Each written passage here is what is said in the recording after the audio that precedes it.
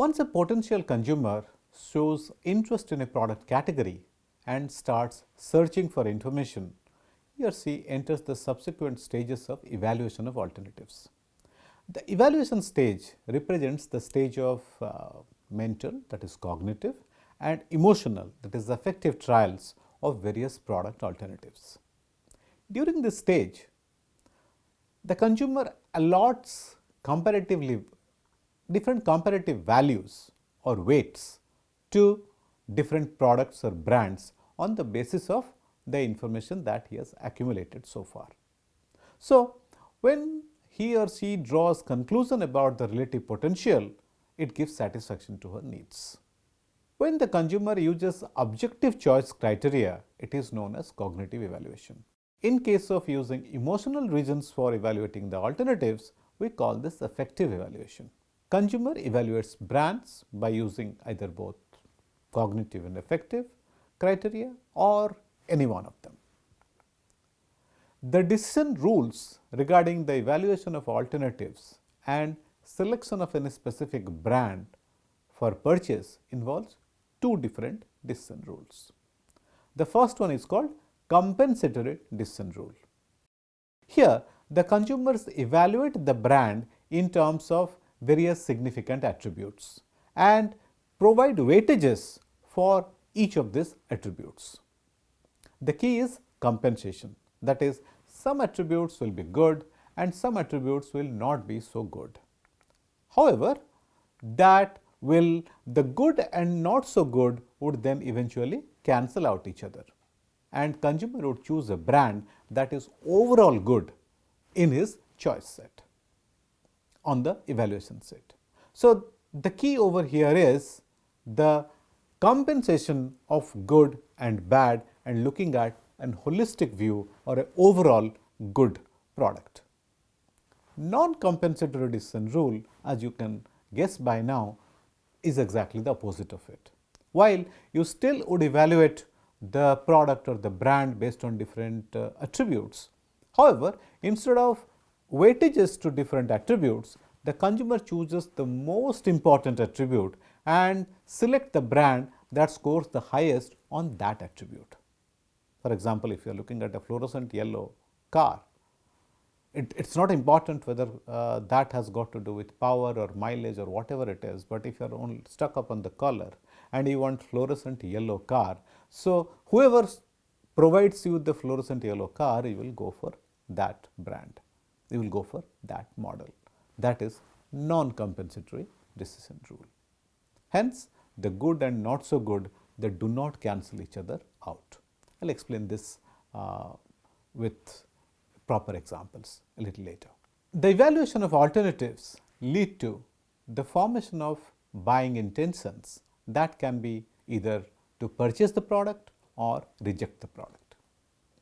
The travel of consumer during the journey of brand selection in the evaluation of alternative stage can be demonstrated using the following diagram. So, if you look up to it, it starts up with the total set. Total set is the set of all the brands that is available at any point of time for the consumers to consider. Now, the journey of the brands ends in the unawareness set if the consumers are not aware of that product or that brand. So, the first challenge for any brand is to go to the awareness set, that is, consumers should be aware of it. So, once that is done, then the challenge is to come to the evoked set from which consumers finally choose the product. Why you will not go to the evoked set? Your journey could end either being an inept set, as the name suggests, unacceptable, too costly, too far away, not a known brand. Any of these reasons could be there for which your brand could be unacceptable. Now, here there is no universal rule, it depends upon the consumers. So, for one set of consumers, probably price is the acceptability criteria. For another set of consumers, probably it is quality. For a third set of consumers, it could be the after sale service. Any of these things could be the reason why your journey will end in the inept set. The other characteristics, inert set. Inert set, you will be having characteristics, you will be having brands, but that is completely, consumers are completely indifferent to it. Why? It does not make any difference. So, here you could think of the reasons why a product or a brand consumers will be indifferent to. One thing is it is not a known brand. That is probably the most important thing. It has not created any impact in the mind of the consumers.